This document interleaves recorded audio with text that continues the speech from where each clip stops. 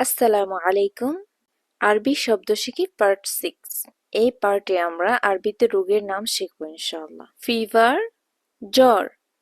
আরবিতে বলবো হারারা, হারারা, অথবা বলতে পারি হুম্মা, হুম্মা।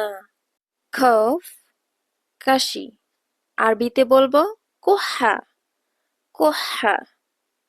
কোল্ড, সর্দি। আরবিতে বলবো জুকাম। স্টমাক এক, পেট ব্যথা। আরবিতে বলবো মাগজ, মাগজ। হেডেক, মাথা ব্যথা। আরবিতে বলবো সুদা, সুদা। ডায়রিয়া, অর্থ ডায়রিয়া।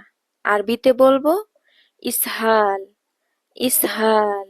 কনস্টিপেশন, কোষ্ঠকাঠিন্য। আরবিতে বলবো ইমসাক, ইমসাক। অ্যালার্জি, অর্থ অ্যালার্জি। আরবিতে বলবো হাসাসিয়া, হাসাসিয়া। ডায়াবেটিস, এর আরবি হলো মারদ সুক্কার, সংক্ষিপ্তভাবে সুক্কার বলা হয়, সুক্কার। এখানে আমরা জরুরি কয়েকটি রোগের নাম শিখলাম। রোগীকে আরবিতে কি বলে আপনারা কি জানেন?